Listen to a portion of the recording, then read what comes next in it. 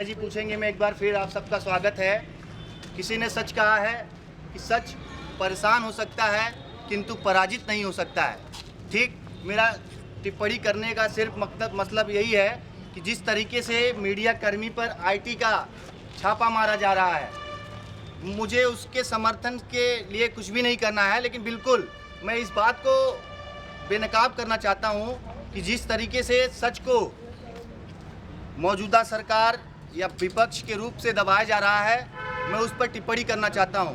मैं मौजूदा केंद्र सरकार और राज्य सरकार से एक सवाल पूछना चाहता हूं कि आज जो मौजूद विधायक, सांसद, मंत्रीगण हैं, क्या इन पे छापे की अधिकार नहीं है? क्या इन पे आईटी का रेट नहीं पड़ सकता क्योंकि ये सत्ता में है? तो आज मेरा सवाल इस पे भी होगा कि सच के साथ क्यों नाइंसाफ़ी किया जा रहा है।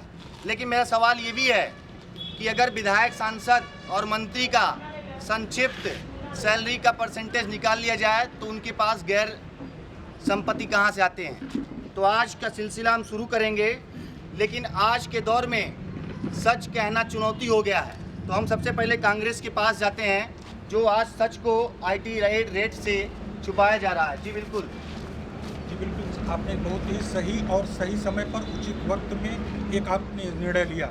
आज जो भी केंद्र सरकार के खिलाफ कुछ कोई कर्मी बोलना चाहता है, आपने चुनाव से पहले राजनीतिक पार्टियों पर रेड, एसआईटी के छापे पड़ते हैं। इस समय चुनाव के पहले इस समय मीडिया को टारगेट किया जा रहा है, क्योंकि दैनिक भास्कर सच को दिखाता है, इसलिए दैनिक भास्कर के ऊपर हुआ।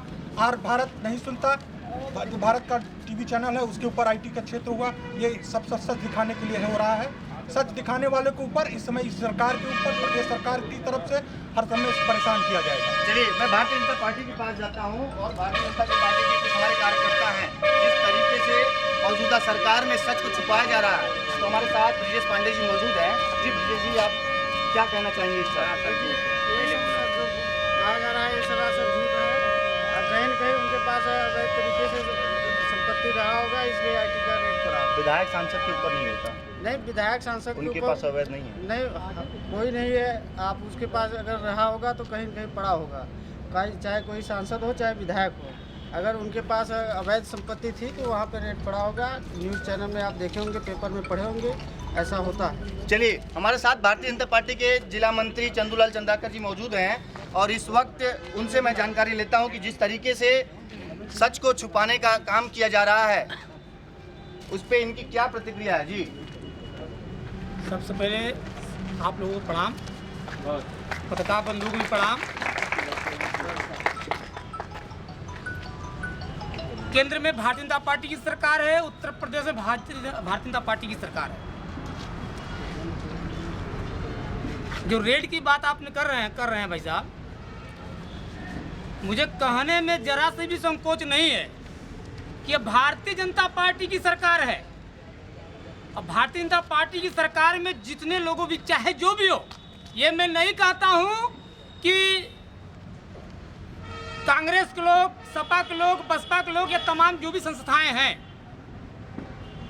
जो भी अवैध काम किया होगा, जो अवैध रुपया अर्जित किया होगा, जो भी भ्रष्टाचार में लिप्त होगा, रेट उसी के यहाँ पड़ेगा। और रेट पड़ने में कोई बुराई नहीं है। अगर आप सच हैं तो दिखाना पड़ेगा, बताना पड़ेगा, है कि नहीं है? ये कोई बुरी बात तो नहीं है। एक चीज बताना चाहते हैं आपको, कांग्रेस की सरकार थी केंद्र में, भ्रष्टाचार में लिप्त सरकार थी। समाजवादी पार्टी की सरकार उत्तर प्रदेश में थी, भ्रष्टाचार में लिप्त सरकार थी। बसपा की सरकार थी उत्तर प्रदेश में, भ्रष्टाचार में लिप्त सरकार थी। और इन सारे लोगों ने जो अवैध रुपया अवैध ढंग से अर्जित करके रखा है, तो रेट तो पड़ेगा ही मित्र। अभी मीडिया की बात कर रहे थे हमारे मित्र बंधु, है ना? ये तो कहीं न कहीं कुछ न कुछ ऐसी बातें रही होंगी जिसके वजह से रेट पड़ा हुआ होगा, है ना? अगर आप सही है, रेट पड़ा है, आपको दिखाने में, खुलासा करने में कोई बुराई तो है नहीं, है ना? ये तो मेरा कहने का तात्पर्य है, ये भारतीय जनता पार्टी की सरकार है जिसमें भ्रष्टाचार का नाम दूर दूर तक नहीं दिखाई पड़ेगा आपको। विकास कार्यों में देख लीजिए आप, चाहे आम जितने भी योजनाएं हैं, चाहे केंद्र की योजनाएं हो सरकार की, चाहे वो प्रदेश सरकार की योजना हो, कहीं भी भ्रष्टाचार नहीं हो रहा है। चलिए हम AIM पार्टी के पास जाते हैं। वही AIM पार्टी जो उत्तर प्रदेश में सियासत तेज हो गई है। जी, जिस तरीके से समाजवादी पार्टी के पास गठबंधन का प्रस्ताव रखा गया है, AIM पार्टी के राष्ट्रीय अध्यक्ष ओवैसी साहब कहते हैं कि अगर एक मुस्लिम को उप मुख्यमंत्री का दर्जा मिल जाए तो हम आपसे गठबंधन करने के तैयार हैं। क्या गठबंधन हो सकता है? सबसे पहले सभी आए हुए दर्शकों को नमस्कार, सत श्री अकाल, अस्सलाम वालेकुम और अपने पत्रकार बंधुओं के भी बहुत बहुत धन्यवाद।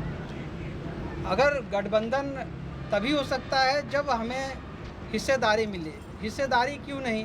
क्योंकि सपा के सरकार में वादा किया था जो 18% आरक्षण मिलेगा मुसलमानों को अगर सपा सरकार में आएगी 2012 में। मुस्लिम समाज ने पूर्ण बहुमत की सरकार बनाई सपा का, लेकिन 18% जब आरक्षण मांगा तो मुस्लिम मुजफ्फरनगर दंगा इनाम में दे दिया, जिससे कि मुँह बंद हो जाए। सवाल ये है कि जो राष्ट्रीय अध्यक्ष हैं आपके, जी। उनका कहना है कि समाजवादी गठबंधन तभी होगा जब वरिष्ठ मुस्लिम को उप मुख्यमंत्री का दर्जा मिलेगा। बिल्कुल, क्या हो सकता है? बिल्कुल बिल्कुल, क्योंकि आज तक जितनी भी पार्टियां हैं हमें सिर्फ तेज पत्ते की तरह यूज़ किया है। मुस्लिम सभी समाज के लोग मुख्यमंत्री बन सकते हैं, मुस्लिम समाज को क्यों नहीं बन सकते? अगर मुस्लिम का वोट सिर्फ सबको चाहिए, मुस्लिम लीडर क्यों नहीं चाहिए?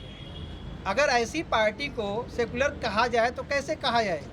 वो नहीं, मेरा एक सवाल और है। जिस तरीके से भारतीय जनता पार्टी भी अगर एक मुख्यमंत्री को मुस्लिम उप मुख्यमंत्री देता है तो आप उसके साथ भी गठबंधन कर सकते हैं? बिल्कुल, जो हमें हिस्सेदारी देगा हम उससे गठबंधन कर सकते हैं। चलिए, बिल्कुल, मैं भारतीय जनता पार्टी के पास जाता हूँ। जी, अभी हमारे मित्र बंधु ने कहा क्या मुख्यमंत्री मुस्लिम नहीं हो सकता है? जम्मू कश्मीर भी हमारे देश का अभिन्न अंग है, वहाँ भी कई मुस्लिम मुख्यमंत्री हुए हैं। भारतीय जनता पार्टी की समर्थित एक मुख्यमंत्री थी, महिला थी। हम कह रहे हैं सारे मुस्लिम समाज के लोगों को भारतीय जनता पार्टी के बैनर तले नीचे आ जाना चाहिए। इसलिए आ जाना चाहिए कि भारतीय जनता पार्टी ही वह ऐसी पार्टी है जो एक विद्वान, एक वैज्ञानिक मुस्लिम को इस देश का प्रथम नागरिक बनने का काम किया, तो भारतीय जनता पार्टी ने काम किया।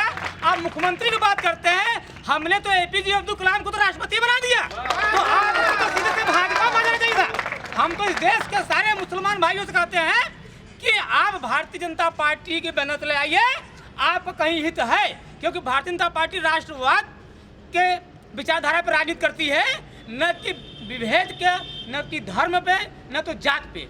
इस नाते मैं मुस्लिम भाइयों से कहूँगा कि इस देश में प्रथम नागरिक बनने का काम किसी ने किया तो भारतीय जनता पार्टी। सवाल ये कि क्या मुस्लिम को उप मुख्यमंत्री बनाया जा सकता है? मैंने तो पहले कह दिया कि जम्मू कश्मीर में हमने क्या नाम है, देखिए हाँ, महबूबा मुफ्ती को मुख्यमंत्री हमने समर्थित बनवाया था, नहीं बनवाया था? तो ये भाई साहब कहना गलत है।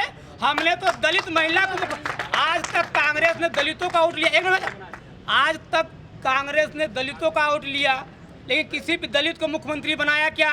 नहीं बनाया। किस मुस्लिम की बात आती है, हमने एक मुख्यमंत्री जम्मू कश्मीर में किसको बनाया? एक मुस्लिम महिला को मुख्यमंत्री बनाया। तो भारतीय जनता पार्टी में ऐसी कोई बात नहीं है।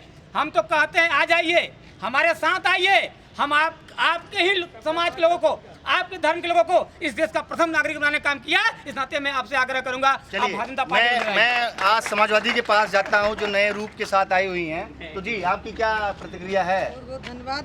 यहाँ जो बैठे हैं सारे दर्शकों को मैं प्रणाम करती हूँ और इस पत्रकार भैया को, प्रदीप भैया को मैं हार्दिक दिल से धन्यवाद प्रणाम करती हूँ।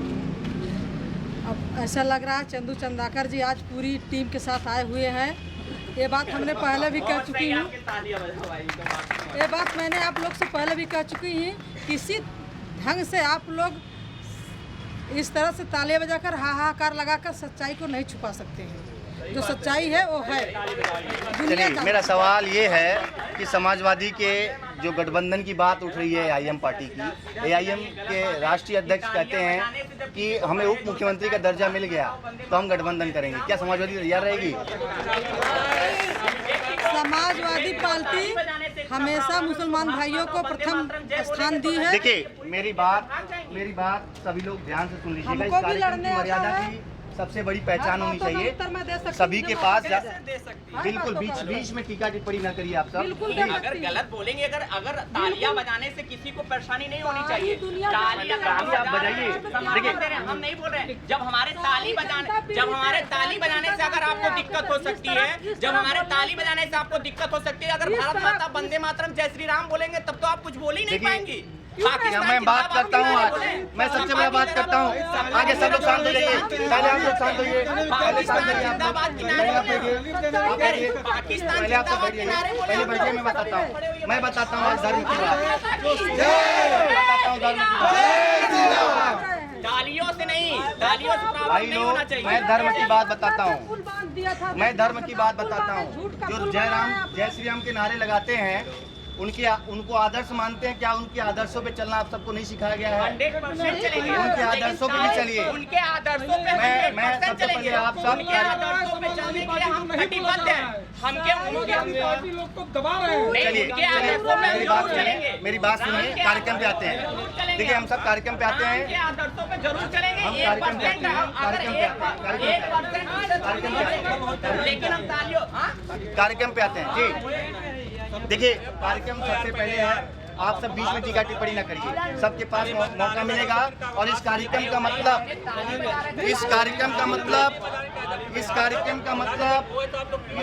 का एक ही मतलब है। महिला को सम्मान करिए। आप भाई इस कार्यक्रम का करने का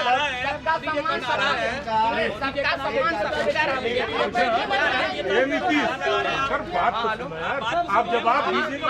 मेरी बात सुनिए आप सब, बिल्कुल मैं बताता हूँ, मैं आता हूँ।